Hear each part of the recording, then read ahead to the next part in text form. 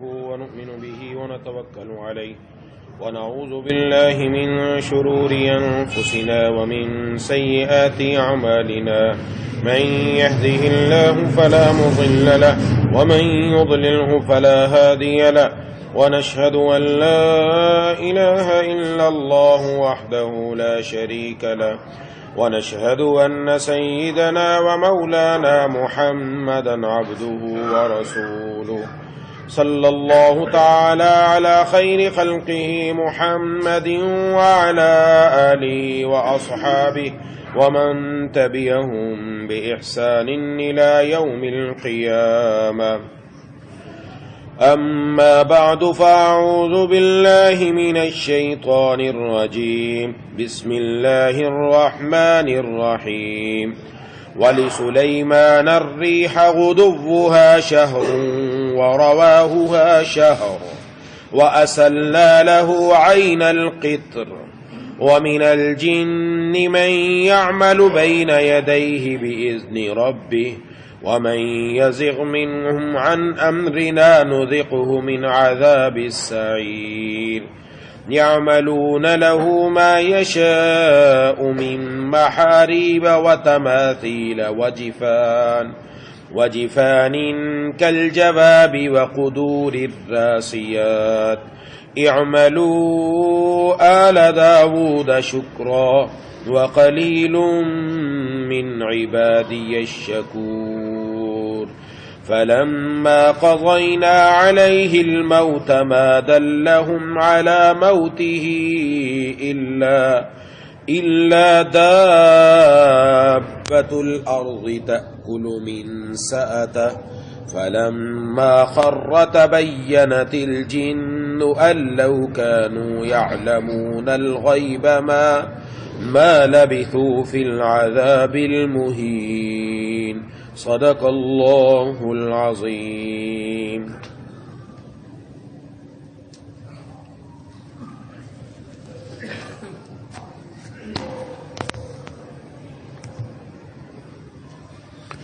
میرے دوستوں اور ساتھیوں، سورہ سبا کی چند آیتیں تلاوت کی ہیں. اس میں اللہ تبارک و تعالی نے ارشاد فرمایا وَلِسُلَيْمَانَ الرِّيحَ غُدُوُّهَا شَهْرٌ وَرَوَاهُهَا شَهْرٌ.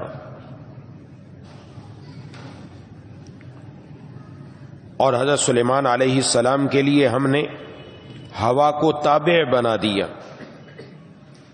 اس کا صبح کا سفر بھی 1 مہینے کی مسافت کا ہوتا تھا اور شام کا سفر بھی 1 مہینے کی مسافت کا. وَأَسَلْنَا لَهُ عَيْنَ الْقِطْرِ. اور ہم نے ان کے لیے تانبے کا چشمہ بہا دیا. وَمِنَ الْجِنِّ مَن يَعْمَلُ بَيْنَ يَدَيْهِ بِإِذْنِ رَبِّهِ. اور جنات میں سے کچھ وہ تھے جو اپنے پروردگار کے حکم سے ان کے سامنے کام کرتے تھے. وَمَن يَزِغْ مِنْهُمْ عَنْ أَمْرِنَا نُذِقْهُ مِنْ عَذَابِ السَّعِيرِ. اور ان میں سے کوئی ہمارے حکم سے ہٹ کر ٹیڑھا راستہ اختیار کرے گا اسے ہم بھڑکتی ہوئی آگ کا مزہ چکھائیں گے. یعملون له ما یشاء من محاریب وتماثیل. وہ جنات حضرت سلیمان علیہ السلام کے لیے جو وہ چاہتے تھے بنا دیا کرتے تھے. اونچی اونچی عمارتیں، تصویریں. وجفان کالجواب. اور حوض جیسے بڑے بڑے لگن. وقدور الراسیات. اور زمین میں جمی ہوئی دیگیں. اعملوا آل داود شکرا. اے داود کے خاندان والو تم ایسے عمل کیا کرو جن سے شکر ظاہر ہو. وقلیل من عبادی الشکور. اور میرے بندوں میں کم لوگ ہیں جو شکر گزار ہیں. فلما قضینا علیہ الموت ما دلهم على موته الا دابة الارض تأکل من سأته. پھر جب ہم نے حضرت سلیمان علیہ السلام کی موت کا فیصلہ کیا تو ان جنات کو ان کی موت کا پتہ کسی اور نے نہیں بلکہ زمین کے کیڑے نے دیا جو ان کے عصا کو کھا رہا تھا.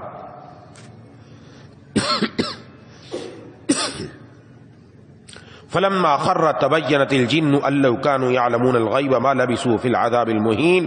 چنانچہ جب وہ گر پڑے تو جنات کو معلوم ہوا اگر وہ غیب کا علم جانتے ہوتے تو اس ذلت والی تکلیف میں مبتلا نہ رہتے. اس سے پچھلی آیات میں اللہ تعالیٰ نے حضرت داؤد علیہ السلام کا تذکرہ فرمایا اور ان پر جو اللہ تعالیٰ نے نعمتیں کی وہ ذکر فرمائی. اب جو آیات تلاوت کی ہیں ان میں اللہ تعالیٰ نے حضرت سلیمان علیہ السلام کو 3 بڑی نعمتیں عطا فرمائی، ان کا تذکرہ ہے. ان میں سے پہلی نعمت یہ کہ ہم نے حضرت سلیمان علیہ السلام کے لیے ہوا کو مسخر کر دیا، ہوا کو تابع بنا دیا. حضرت سلیمان علیہ السلام کا ایک تخت تھا جس کے اوپر 1,00,000 کرسی لگا کرتی تھی. یہ حضرت سلیمان علیہ السلام کو اللہ تعالیٰ نے ایک غیر معمولی سلطنت عطا کی. آج کل کے ہوائی جہاز کیا بیچتے ہیں، وہ ہوائی جہاز کی ابتدا گویا. اللہ تعالیٰ جب انبیاء علیہ السلام کو معجزہ عطا فرماتے ہیں تو وہ ایسا ہوتا ہے کہ رہتی دنیا تک کوئی اس جیسا کام نہیں کر سکتا. بڑے سے بڑے جہاز بن گئے لیکن 1,00,000 آدمی، سوال ہی پیدا نہیں ہوتا. 1,00,000 آدمی تخت پر بیٹھتا تھا، کرسی لگی ہوتی تھی. اللہ تبارک و تعالیٰ کے نبی حضرت سلیمان علیہ السلام ہوا کو حکم دیتے، ہوا اس تخت کو اٹھاتی اور صبح چلتی. صبح کے اندر وہ 1 مہینے کا سفر طے فرما لیتے. شام کو حکم دیتے، شام کو وہ 1 مہینے کا سفر اور طے کر دیتی. وہ 2 مہینے کا سفر دن کے اندر آپ کر لیا کرتے تھے. 1 دن میں 2 مہینے کا سفر. یہ اللہ تعالیٰ نے ہوا کو آپ کے سامنے تابع کر دیا. اس پر کچھ تفصیلی گفتگو ہم پہلے کر چکے ہیں. دوسری چیز جو اللہ تبارک و تعالیٰ نے آپ کو عطا فرمائی وہ تانبے کا چشمہ آپ کو عطا فرما دیا. تانبے کو پگھلانا پڑتا ہے لیکن تانبے سے برتن بنانے، کچھ بنانے، اللہ تعالیٰ نے باقاعدہ چشمہ عطا فرما دیا جو یمن کی سرزمین میں تھا، جو چھوٹا موٹا نہیں تھا بلکہ اگر اس کی مسافت کو دیکھا جاتا تو 3 دن 3 رات میں اس کی مسافت طے ہوتی. ایسا چشمہ عطا فرمایا. یہ دوسری چیز تھی جو اللہ تبارک و تعالیٰ نے حضرت سلیمان علیہ السلام کو عطا فرمائی. تیسری چیز جنات کو تابع کر دیا. یہ بھی اللہ تعالیٰ نے کیا، خود نہیں انہوں نے کیا، اللہ تعالیٰ نے جنات کو مسخر کر دیا، آپ کے تابع کر دیا.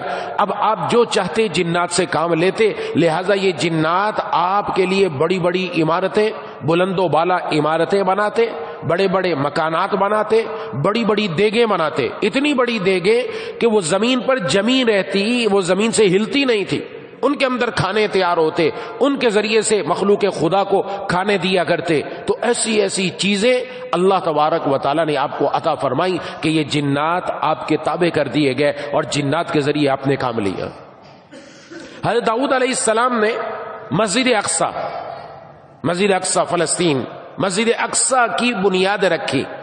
اس کی تعمیر جو مکمل ہوئی وہ حضرت سلیمان علیہ السلام کے دور میں ہوئی، لیکن ابھی پوری تعمیر مکمل نہیں ہوئی تھی، کچھ کام ابھی باقی تھے. حضرت سلیمان علیہ السلام کی موت کا وقت آ گیا جو قرآن نے بیان کیا. تو حضرت سلیمان علیہ السلام اپنے ایک حجرے میں جو شیشے کا بنا ہوا تھا اس میں تشریف لے گئے اور اس میں تشریف لے جا کر اپنے عصا پر ٹیک لگا کر کھڑے ہو گئے.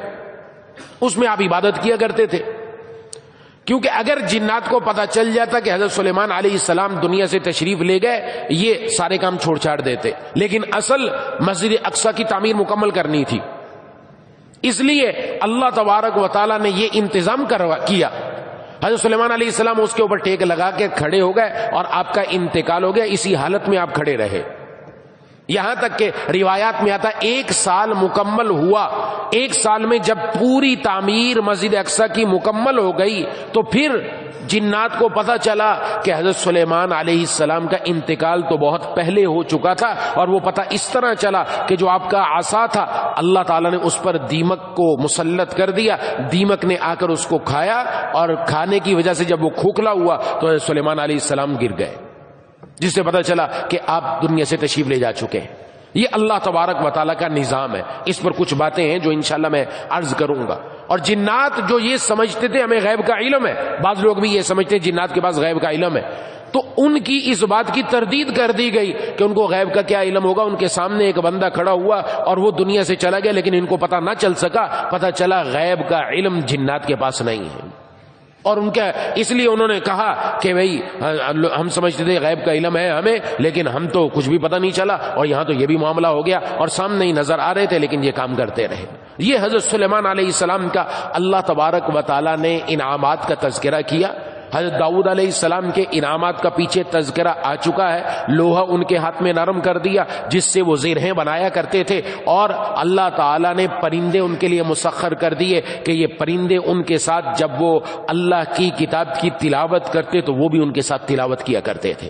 وہ ان سب کو ذکر کرنے کے بعد اللہ تعالیٰ نے ارشاد فرمایا اعملوا آل داؤد شکرا، اے آل داؤد اللہ تبارک و تعالیٰ کے شکر والے عمل کرو، یعنی اب عمل ایسا کرو جس سے پتہ چلے کہ تم اللہ تبارک و تعالیٰ کے شکر گزار ہو۔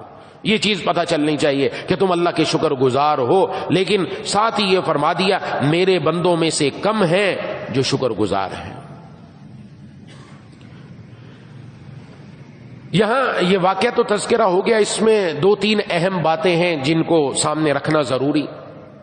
ایک تو شکر کا تذکرہ ہے، شکر کس کو کہتے ہیں۔ دوسرا تذکرہ یہاں پر کہ وہ جنات آپ کے لیے بڑے بڑے قلعے اور تصویریں بھی بناتے تھے۔ حضرت سلیمان علیہ السلام کی شریعت میں تصویر بنانے کی اجازت تھی، لیکن یہ تصویر بنانا آہستہ آہستہ بت پرستی تک لے گیا، جس کی وجہ سے دین اسلام میں جناب نبی کریم صلی اللہ علیہ وسلم نے تصویر بنانے والے کے بارے میں سخت وعیدات ارشاد فرمائی، اور ہمارے دین میں تصویر بنانا منع کر دیا گیا۔ ہوا یہی تھا کہ پہلے تصویر بناتے تھے کہ یہ فلاں بزرگ کی تصویر ہے، یہ فلاں بزرگ کی، فلاں بزرگ کی۔ ایک نسل چلی گئی، دوسری نسل آئی، دوسری نسل کہا کہ یہ وہ بزرگ ہوا کرتے تھے، ہاں یہ دعا کیا کرتے تھے، تم بھی ان کے قریب کھڑے ہو کر دعا کر لیا کرو۔ دعا کرنا شروع کی، دوسری نسل گئی، تیسری نسل آئی، اس کو کیا پتا پیچھے کیا ہو رہا ہے، شیطان نے لگا دیا کہ تمہارے آبا و اجداد ان کے سامنے کھڑے ہو کر سجدے کیا کرتے تھے، تم بھی ان کی عبادت کرو۔ یہ کام شروع ہو گیا، وہ مورتیاں بن گئیں، آگے کام نکلتا چلا گیا۔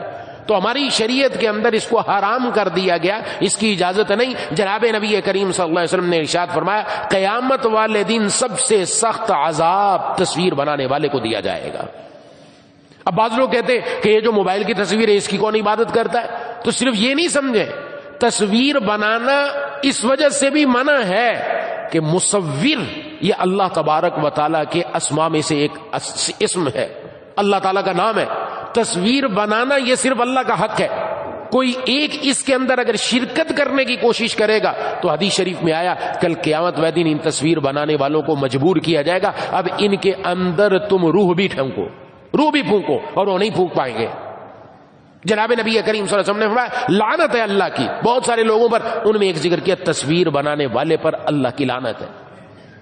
بخاری شریف میں حدیث ہے، ایک بندہ آیا ایک صحابی رسول کے پاس اور آ کر بتایا کہ میرا مشغلہ تصویر بنانا ہے۔ فرمایا اس کے اوپر حضور نے سخت وعید ارشاد فرمائی تصویر بنانے کی اجازت نہیں۔ تو اس کے چہرے کو دیکھا تو اس کے اوپر چھائیاں آ گئیں، پریشان ہو گیا۔ میں اگر تمہیں اس کے علاوہ کوئی کام نہیں آتا ضروری ہے تو پھر تصویر غیر جاندار کی بناؤ، جاندار کی بنانے کی اجازت نہیں، جاندار کی بنانے کی اجازت نہیں۔ ٹھیک ہے اس دور میں تھی، اب نہیں، اجازت نہیں۔ اور پھر آج جو تصویر ہمارے سامنے کرشمے دکھا رہی وہ ہمیں پتا ہے جتنی بے حیائی، جتنی فحاشی، جتنی اللہ کی نافرمانی اس کے ذریعے ہو رہی ہے، شاید کسی کے ذریعے سے ہو رہی ہے۔ یہی سب سے بڑا بھٹکانے کا ذریعہ اس وقت نوجوانوں کو، بوڑھوں کو، سب کو اللہ کے راستے سے ہٹانے والی یہ تصویر، یہ وہ تصویر ہے جو بے حیائی پر مشتمل ہے، اللہ کی نافرمانی پر مشتمل ہے، جس کی وجہ سے نہ مرد رب تعالیٰ کی طرف ہے نہ عورتیں اللہ تعالیٰ کی طرف ہے۔ ان تصویروں کی وجہ سے وہ مخلوق خدا کی محبت میں پڑ گئی، بجائے اس کے کہ اللہ کی محبت کے اندر ہوتے وہ مخلوق خدا کی محبت میں ہے۔ یہ ساری ہمارے سامنے اس تصویر کے بڑے بڑے نقصانات۔ اس لیے جب بت پرستی حرام تو اس بت پرستی تک پہنچنے کا جو راستہ تھا شریعت نے اس کے اوپر بھی حرمت کا اعلان کر دیا، یہ بھی حرام ہے۔ جیسے زنا حرام ہے تو زنا تک پہنچنے کے جو راستے وہ بھی حرام ہے، وہ بھی حرام ہے۔ اس لیے فرمایا تمہارے ہاتھ بھی زنا کرتے ہیں، آنکھیں بھی زنا کرتی ہیں، زبان بھی زنا کرتی ہے، کان بھی زنا کرتے ہیں، یعنی جو راستہ وہاں تک پہنچاتا ہے۔ اس لیے کسی نامحرم عورت کو بالقصد شہوت سے دیکھنا حرام ہے، کیونکہ وہ زنا تک پہنچائے گا۔ شراب کا پینا یہ اصل جا کے اندر گڑبڑ کرنے والا، شراب پینا حرام، لیکن اس پینے تک جتنے راستے سے شراب بنانے والا، شراب اٹھا کر لے جانے والا، اس شراب کو اس تک پہنچانے کے جتنے ذریعے سب اللہ نے حرام کر دی، سب حرام ہے۔ اس لیے اچھی طرح یہ سمجھ لینا چاہیے، آج اسی کی طرف بہت زیادہ مخلوق متوجہ ہے۔ اور پھر ریا ہے، نام و نمود ہے، دکھلاوا ہے، اس کے علاوہ کچھ بھی نہیں۔ ہر چیز جب تک ہماری تصویر نہ آ جائے تب تک چین نہیں آتا، چاہے وہ حج کی عبادت ہو، چاہے وہ عمرے کی عبادت ہو، چاہے وہ روزہ رسول صلی اللہ علیہ وسلم پر حاضری ہو، چاہے وہ بیت اللہ کے سامنے حاضری ہو، باقاعدہ تصویر دکھائی جاتی ہے اور پھر بیت اللہ کی شریف کی طرف پشت کر کے اپنی سیلفی بنائی جاتی ہے، اور بندے کا وہاں جا کر ادب کی دھجیاں اڑا دیتا ہے کہ وہ بے ادبی کی وہ مثال قائم کرتا ہے کہ ساری دنیا کو دکھا رہا ہے کہ میں یہاں آ کر بھی بے ادب ہی کا بے ادب رہا ہوں۔ آج کیفیت یہ ہے، یہ وہی چیز ہے جو ہمیں اللہ سے دور کر چکی، اخلاص دل سے نکل چکا۔ اب ہر کام، شادی ہو، غمی ہو، بچے کی پیدائش ہو، کچھ بھی ہو، صبح سے لے کر شام تک، شام سے لے کر صبح تک، الف سے لے کر یا تک، ہمارا ہر کام وہ جب تک تصویر کشی نہ ہو جائے کام نہیں بنتا۔ کھانے، عورتوں کو شوق ہے، کھانا تیار ہو گیا، کھانا کھانے کی اجازت نہیں، پہلے تصویر بنے گی، واٹس ایپ پر لگے گی، فیس بک پر لگے گی، اسٹیٹس پر لگے گی، دکھایا جائے گا یہ دیکھو جی یہ آج مال تیار کیا میں نے۔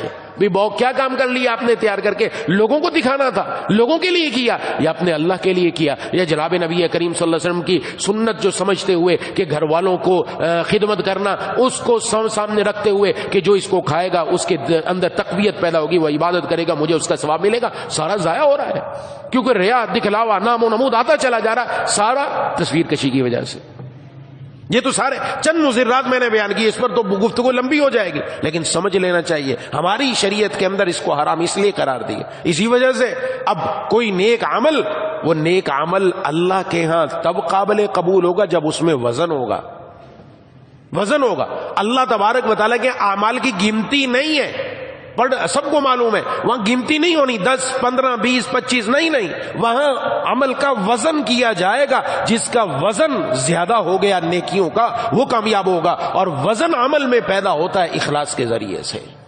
اگر عمل میں اخلاص نہ رہا، اگر عمل میں ریا آ گیا، نام و نمود آ گیا، تو پھر سب کچھ چھٹی، سب کچھ چھٹی۔ کوئی نعمت اللہ نے دی تب بھی اس کا اظہار سب کے سامنے جب تک ریا نہ کر دے، نام و نمود نہ ہو جائے، تب تک کام نہیں بنتا۔ وہ نعمت کے بارے میں بھی انشاءاللہ کچھ عرض کر دوں گا میں۔ تو بہرحال یہ ایک بات ذہن میں رکھنے کی ہے کہ ہماری شریعت میں تصویر کشی کی بالکل اجازت نہیں، تصویر حرام ہے، اس سے اجتناب کرنا چاہیے۔ ہاں جہاں بالکل ضرورت پڑ جاتی ہے وہاں گنجائش دی ہے علماء کرام نے کہ شناختی کارڈ پر، پاسپورٹ پر، دوسری جگہوں پر اس کی گنجائش دی گئی ہے، جہاں اس کے علاوہ کوئی چارہ نہیں۔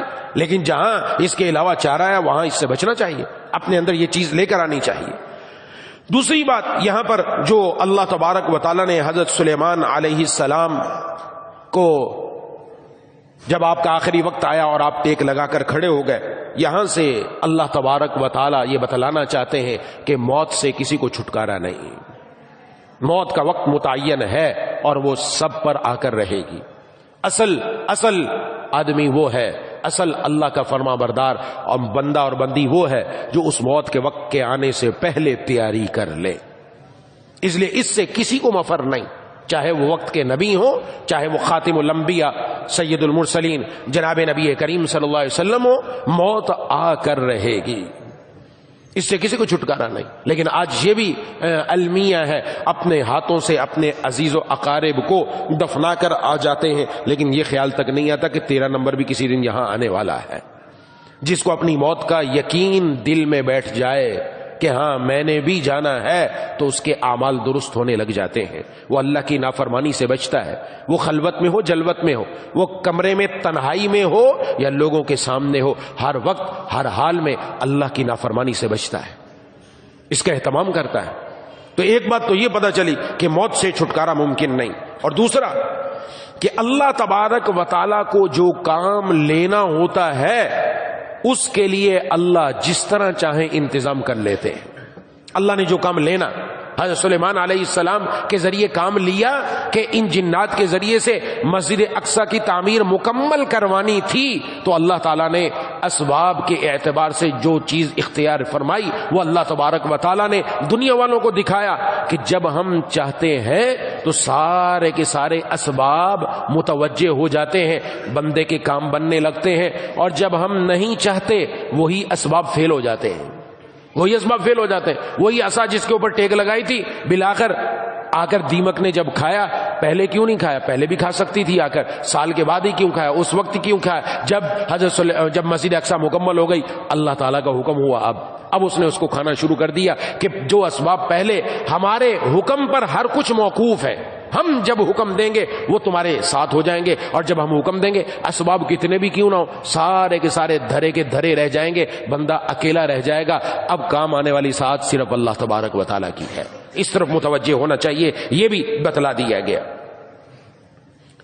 تیسری بات اس کے اندر کہ اعملوا آل داؤد شکرا، کہ اے داؤد کے گھر والوں شکر والے اعمال کرو، اور میرے بندوں میں سے کم ہیں جو شکر کرتے ہیں۔ شکر بہت بڑی عبادت ہے، اور شکر کا تعلق دل سے ہے، یہ نظر نہیں آتی۔ نماز ہم نے پڑھی، نماز کا پتہ چلتا ہے لوگوں کو، تلاوت کر رہے ہیں پتہ چلتا ہے، آپ نے حج کیا پتہ چلتا ہے، لیکن یہ دل کے ساتھ اس کا تعلق ہے، یہ ایک وہ شکر کا تعلق ہے جو بندے اور اللہ کے درمیان میں ہے۔ حکیم الامت حضرت تھانوی رحمۃ اللہ علیہ فرمایا شکر کیا ہے؟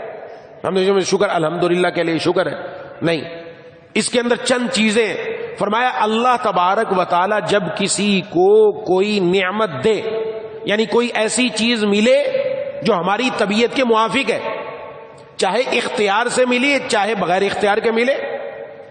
انسان گرمی میں تھا، ہوا چلی، ہوا کس نے چلائی؟ اللہ تبارک و تعالیٰ نے۔ ہوا چلی، ٹھنڈی ہوا آئی، پسینہ خشک ہو گیا۔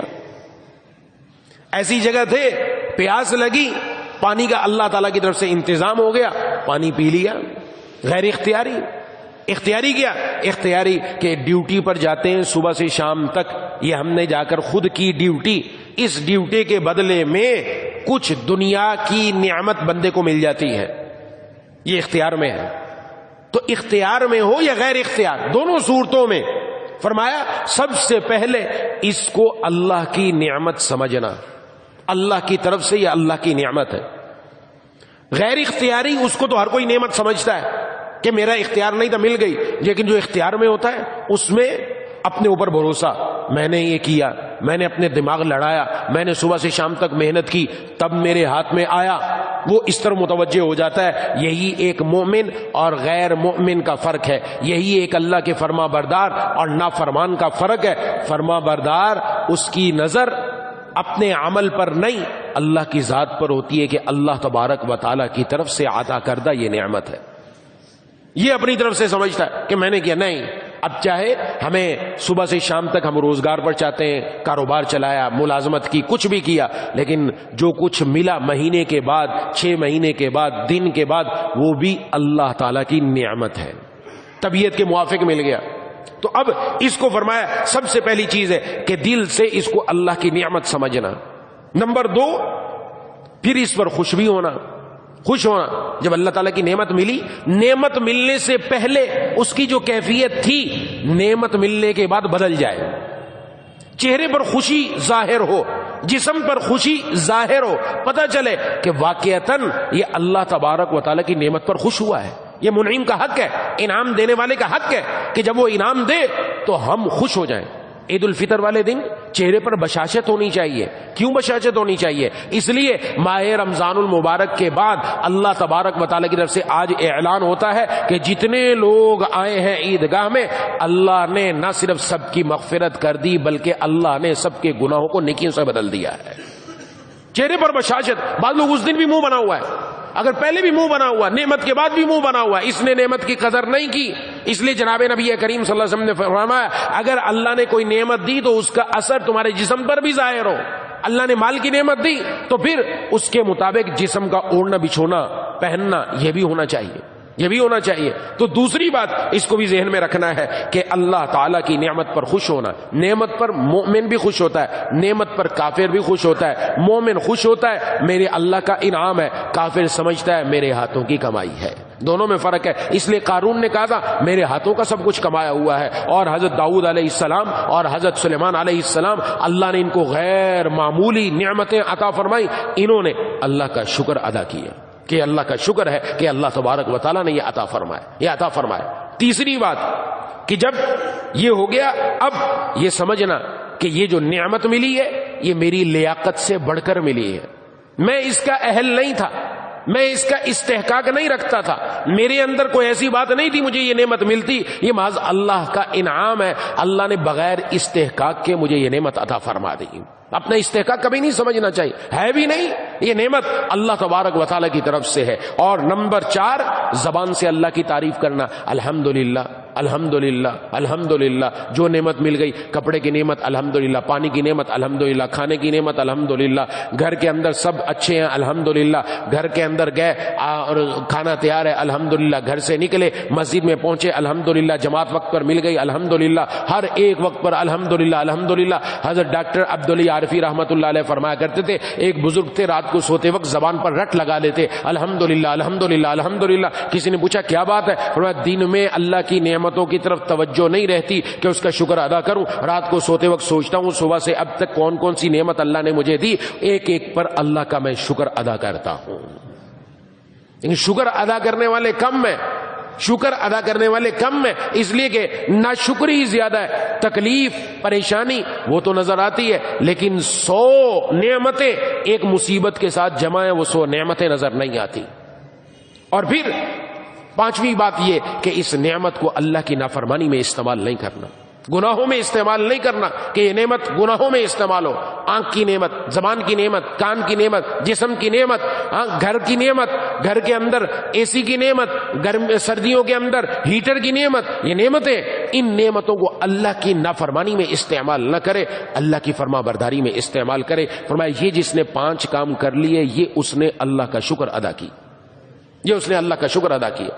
حضرت فضیل رحمۃ اللہ علیہ انہوں نے فرمایا، معرف القرآن میں حضرت مفتی اعظم پاکستان حضرت مولانا مفتی محمد شفیع صاحب رحمہ اللہ نے یہ لکھا ہے کہ جب حضرت داؤد علیہ السلام پر یہ حکم نازل ہوا کہ اللہ کا شکر ادا کریں تو انہوں نے اللہ سے عرض کیا کہ اے میرے پروردگار، میں آپ کا شکر کس طرح ادا کر سکتا ہوں، میں آپ کا شکر کس طرح ادا کر سکتا ہوں جبکہ میرا شکر قولی بھی ہو یا عملی ہو، وہ بھی تو آپ کی عطا کردہ نعمت ہے. اگر میں الحمدللہ کہہ رہا ہوں یہ بھی تو اللہ کی نعمت ہے، میں کیسے شکر ادا کروں آپ کا، کس طرح ہو سکتا ہے؟ تو اللہ تبارک و تعالی کی طرف سے اس پر جواب آیا کہ اے داؤد آپ نے اب شکر ادا کر دیا، شکر ادا کر دیا. کیسے؟ فرمایا کہ کیونکہ حق کے شکر ادا کرنے سے جو آپ نے آپ کو عاجز اور قصوروار سمجھ لے اور اعتراف کر لے کہ میں اللہ کا شکر ادا نہیں کر سکتا، اس نے شکر ادا کر دیا، اس نے شکر ادا کر دی. تو اپنے اندر یہ رکھنا چاہیے ہے قدم قدم پر نعمتیں ہی نعمتیں. یعنی ہمارے ساتھ تو اتنی نعمتیں ہیں شمار ہی نہیں ہو سکتا، شمار ہی نہیں ہو سکتا، اتنی نعمتیں.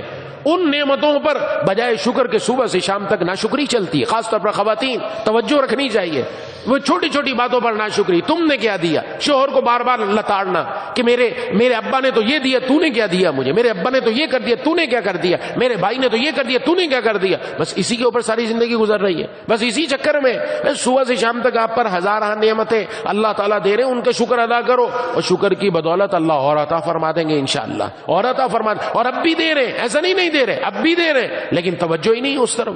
توجہ کرے گا تو کام بن جائے گا. ایک اور حدیث حضرت عطا بن یسار رحمت اللہ علیہ سے روایت کی ہے فیض القدیر میں علامہ مناوی رحمت اللہ علیہ نے، اور انہوں نے ارشاد فرمایا جب یہ آیت نازل ہوئی اعملوا علی داؤد شکرا، تو جناب نبی کریم صلی اللہ علیہ وسلم منبر پر تشریف فرما ہوئے. یہ بھی بڑی اہم بات ہے. آپ صلی اللہ علیہ وسلم نے اس آیت کو تلاوت فرمایا، پھر فرمایا جو بندہ 3 کام ایسے ہیں جو شخص ان کو کرے گا اللہ تبارک و تعالی جو فضیلت اللہ نے آل داؤد کو عطا کی اس کو بھی مل جائے گی. سبحان اللہ.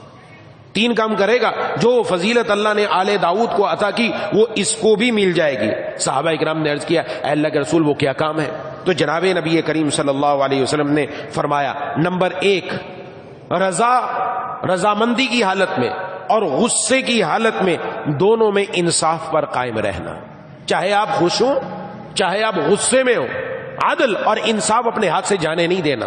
بہت مشکل کام ہے یہ، مشکل. خاص طور پر غصے میں آدمی عدل پر قائم نہیں رہتا.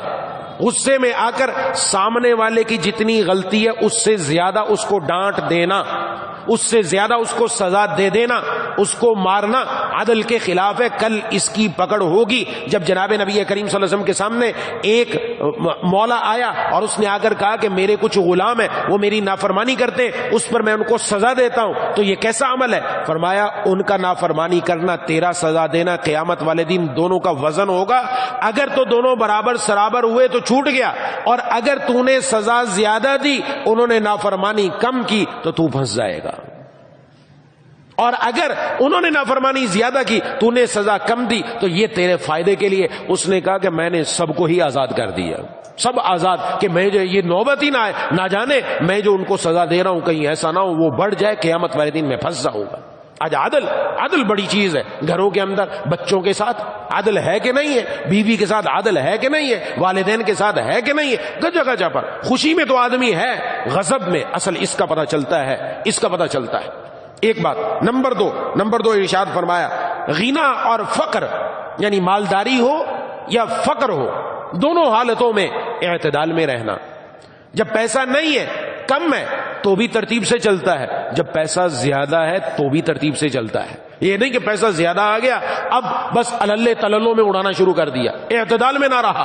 یہ عام طور پر ایسا ہوتا ہے جب پیسہ کسی کے پاس آتا ہے تو بس اللے تللوں میں اڑانا شروع، اب یہ بھی کر لوں، اب یوں بھی کر لوں، اب یہ بھی لے لوں، اب یہ بھی لے لوں. بس انسان کی دل کی چاہت ایسی ہے کبھی پوری ہونی نہیں ہے. اب ایسا موبائل بھی لے لوں، اب ایسی گاڑی بھی لے لوں، اب ایسے کپڑے ہو جانے چاہیے، اب ایسا زیور آ جانا چاہیے. عورتیں اس کا تقاضا شروع کر دیتی ہیں. نہیں، مالداری اور فقر دونوں میں اعتدال کی حالت قائم رہے. اور تیسری بات ارشاد فرمایا کہ اعلانیہ یعنی لوگوں کے سامنے، اور خفیتاً یعنی چھپ کر، دونوں صورتوں میں اللہ تبارک و تعالی سے ڈرتے رہنا جو تقوی ہے. یہ تقوی، یہ لوگوں کے سامنے تو بھی تقوی، لوگوں سے کے سامنے نہیں، اکیلا ہے، تنہائی میں چھپ کر ہے، کمرے میں کوئی دیکھنے والا نہیں، ہاتھ میں موبائل موجود ہے، غلط سائٹ پر جا سکتا ہے، اللہ کی نافرمانی کی طرف جا سکتا ہے، نہیں جاتا، فلمیں نہیں دیکھتا، ڈرامے نہیں دیکھتا، گانے نہیں سنتا، اپنے آپ کو بچا رکھا. یہ تقوی، تقوی یہ والا اصل ہے تقوی. لوگوں کے سامنے تو آدمی ڈرتا ہے، بچتا ہے کہ لوگ کیا کہیں گے، لیکن تنہائی میں کوئی دیکھنے والا نہیں، وہاں گڑبڑ کرتا ہے. اس لیے جناب نبی کریم صلی اللہ علیہ وسلم نے ایک اور حدیث میں ارشاد میں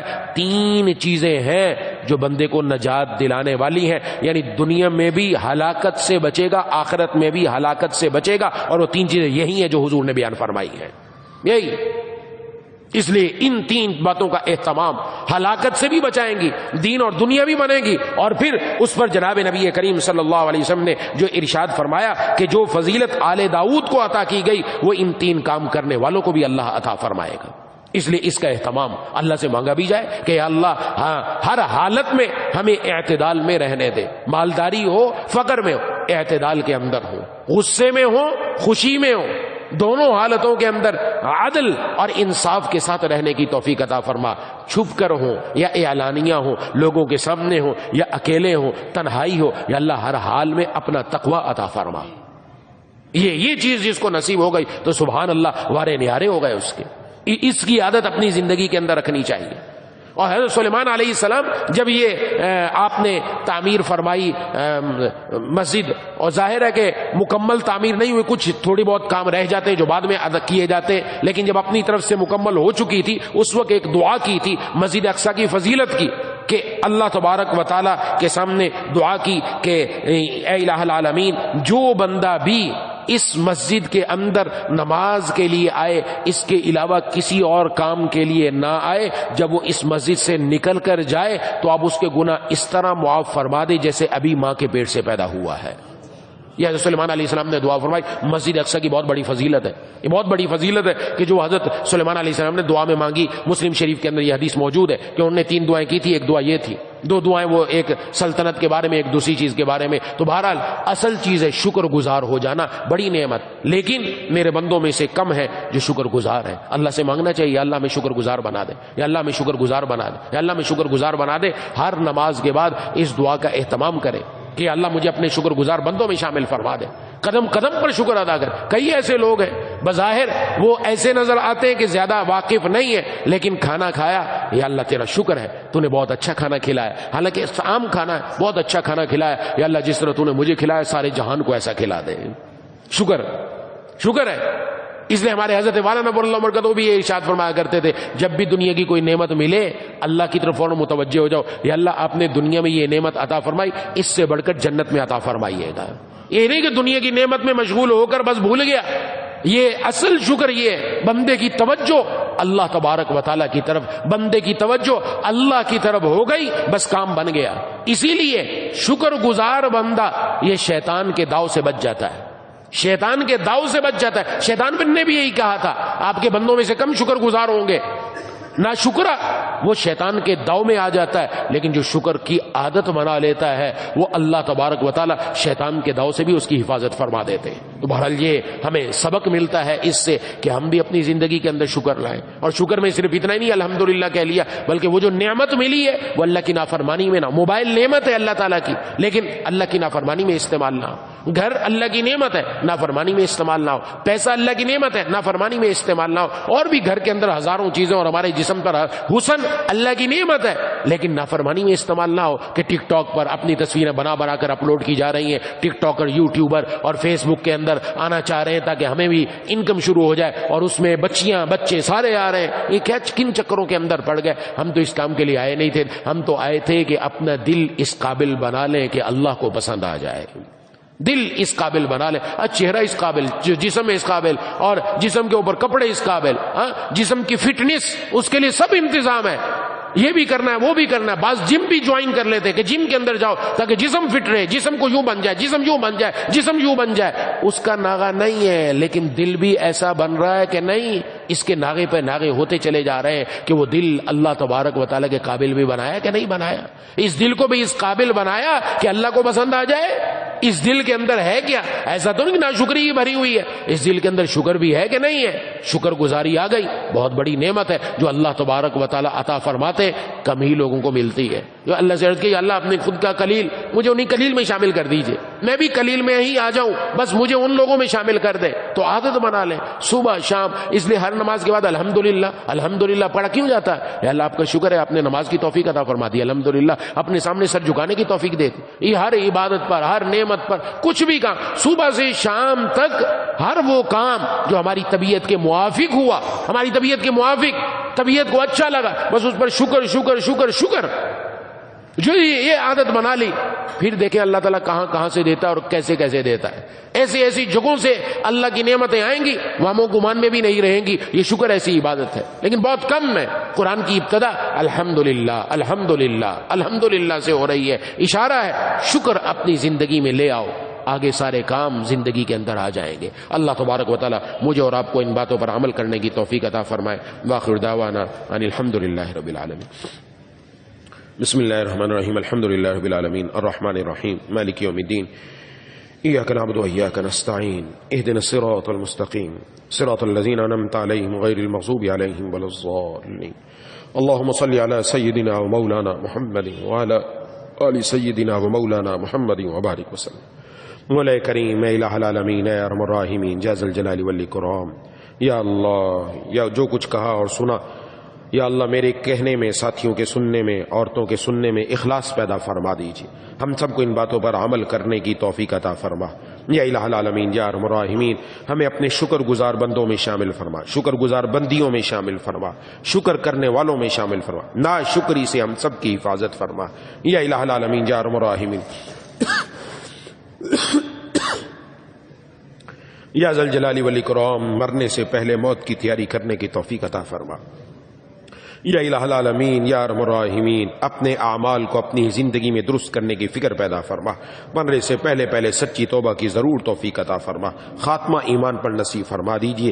یا اللہ ہر قسم کے موذی امراض سے ہم سب کی حفاظت فرما دے، جسمانی امراض اندرونی ہو بیرونی ہو، ہر ایک سے ہم سب کی حفاظت فرما۔ یا اللہ صحت کی نعمت بھرپور عطا فرما تاکہ اس صحت کی نعمت کو یا اللہ ہم آپ کی فرما برداری میں، عبادت میں، روزے رکھنے میں، یا اللہ آپ کے راہ میں نکلنے میں، حج حج و عمرہ کرنے میں لگا دیں. مولا کریم ایسی صحت عطا فرما دیجیے. مولا کریم الہ العالمین اے ارحم الراحمین جسم کے اندر جتنے بھی اجزاء ہیں یا اللہ ہر جز کو، دل کو، گردوں کو، جگر کو، معدے کو، جتنے اجزاء سب کو صحیح سالم فرما دیجیے. ہر قسم کی بیماری سے ان کی حفاظت فرما دیجیے. مولا کریم ڈینگی مرض پھیلا ہوا ہے یا اللہ جو اس مرض میں مبتلا ہے یا اللہ اس کو خوب صحت عطا فرما دے یا اللہ، خوب صحت عطا فرما دے یا اللہ. اس وبا کو یا اللہ اس شہر سے اٹھا کر یا اللہ جنگلات کی طرف بھیج دیجیے. مولا کریم اے الہ العالمین تمام مسلمانوں کی اس سے حفاظت فرما دیجیے. مولا کریم اے الہ العالمین اے ارحم الراحمین یا ذا الجلال والاکرام یا اللہ یا مالک الملک یا احکم الحاکمین، ہم میں سے یا اللہ العالمین جس کے عزیز و اقارب، والدین، بہن بھائیوں، دوستوں میں سے کوئی بھی جاننے پہچاننے والوں میں سے دنیا سے جا چکے یا اللہ سب کی قبروں کو نور سے منور فرما، سب کو جنت الفردوس میں جگہ عطا فرما یا الہ العالمین یا ارحم الراحمین یا ذا الجلال والاکرام. یا اللہ ہمارے والدین دونوں یا ایک حیات ہیں یا اللہ ہمیں ان کی قدر کرنے کی توفیق عطا فرما. یا اللہ ان کا ہر دکھ، درد، تکلیف، بیماری، پریشانی دور فرما یا الہ العالمین یا ارحم الراحمین. انہیں دنیا میں بھی عزتوں سے نوازیے، آخرت میں بھی عزتوں سے نوازیے. مولا کریم الہ العالمین اور ہم میں سے جن کے والدین دونوں یا ایک دنیا سے جا چکے یا اللہ ان کی قبر کو نور سے منور فرما، جنت الفردوس میں جگہ عطا فرما، نامہ اعمال دائیں ہاتھ میں نصیب فرما. مولا کریم اور ہمیں ان کے لیے صدقہ جاریہ بنا دیجیے. یا اللہ ہماری اولاد کو ہمارے لیے صدقہ جاریہ بنا، ہماری اولاد کی یا اللہ ان کو بھی نیک بنا، صالح بنا. یا اللہ قیامت تک آنے والے ہماری نسل کو یا اللہ ایمان پر، اعمال پر مضبوطی سے جمع دیجیے. مولا کریم کسی کو محروم نہ فرمائیے. یا الہ العالمین جہاں جتنے حاضرین موجود ہیں جو آتے رہتے ہیں جاتے رہتے ہیں یہاں پر، جتنے بھی یا اللہ اہل محلہ ہیں، جتنے محبت کرنے والے، جتنے لوگ آنے والے، جتنی خواتین آنے والی، یا اللہ العالمین سب کو یا اللہ اپنی طرف سے جزائے عظیم عطا فرما دیجیے. مولا کریم سب کو نواز دیجیے، کسی کو محروم نہ فرمائیے. یا اللہ محرومی کا لفظ ہماری زندگی سے ہی نکال دیجیے. یا اللہ محرومی کا لفظ ہماری زندگی سے ہی نکال دیجیے. یا اللہ ہماری دعاؤں کو اپنی بارگاہ میں قبول فرما لے. یا اللہ ہماری دعاؤں کو اپنی بارگاہ میں قبول فرما لے. یا اللہ دنیا میں اسلام کا بول بالا فرما. یا اللہ اسلام کا بول بالا فرما. یا اللہ کفریہ طاقتیں جو اسلام کو ختم کرنا چاہتی ہیں اسلام کے در پہ، ان کی تدبیروں کو انہی کے اوپر الٹ دیجیے. یا اللہ اہل فلسطین، اہل غزہ کی مدد فرما، مسجد اقصی کی حفاظت فرما. یا اللہ مسجد اقصی کو جلد از جلد صہیونیوں کے چنگل سے آزاد فرما. مولا کریم الہ العالمین اے ارحم الراحمین یا ذا الجلال والاکرام اہل فلسطین اور مجاہدین فلسطین کے قدموں کو جما دیجیے، مضبوط فرما دیجیے. یا اللہ یا الہ العالمین ان کے مقابلے میں صہیونیوں کو یا اللہ تباہ و برباد فرما، ان کی پشت پناہی کرنے والوں کو تباہ و برباد فرما، ذلیل و رسوا فرما. ان کو یہ صہیونیوں اور ان کے پشت پناہی کرنے والوں کو آپس میں لڑوا دیجیے، ان کے آپس میں دل خراب کر دیجیے، ان کی ٹیکنالوجی انہی کے لیے تباہی کا ذریعہ بنا دیجیے. مولا کریم الہ العالمین اسلام کو عروج عطا فرما دیجیے. مولا کریم مسجد نبوی کی حفاظت فرما، مسجد حرام کی حفاظت فرما. ہم سب کو بار بار عمرے اور حج کی سعادت نصیب فرما. مولا کریم الہ العالمین اے ارحم الراحمین یا ذا الجلال والاکرام یا اللہ یا ارحم الراحمین نرمی والا لہجہ نصیب فرما، سختی سے ہم سب کی حفاظت فرما. جو رفق کے بارے میں آپ نے فرمایا جس کو یہ مل گیا اللہ اس کی وجہ سے جو نعمتیں دیتے ہیں کسی پر نہیں دیتے، یہ والا نرمی ہمیں نصیب فرما دیجیے. مولا کریم الہ العالمین اے ارحم الراحمین زبان کو غصے کے وقت میں یا اللہ محفوظ فرما دے. یا اللہ غصے میں اعتدال میں رہنے کی توفیق عطا فرما، غصے میں انصاف کے ساتھ رہنے کی توفیق عطا فرما. یا اللہ تنہائی میں ہوں، لوگوں کے سامنے ہوں، ہر وقت یا اللہ تقوی اختیار کرنے کی توفیق عطا فرما. مولا کریم الہ العالمین فقر اور یا اللہ غنا دونوں حالتوں میں یا اللہ انصاف اور میانہ روی کے ساتھ زندگی گزارنے کی توفیق عطا فرما. یا الہ العالمین یا ارحم الراحمین جو مانگا وہ بھی عطا فرما، جو مانگنا چاہیے تھا نہیں مانگا بغیر مانگے نصیب فرما دیجیے. اللہم کل خیر لکل مسلم و مسلمہ. اللہم ارحم امت محمد صلی اللہ علیہ وسلم. ربنا تقبل منا انک انت السمیع العلیم وتب علینا انک انت التواب الرحیم. صلی اللہ تعالی علی خیر خلق محمد وعلی آلہ واصحابہ اجمعین برحمتک یا ارحم الراحمین. آمین یا رب العالمین.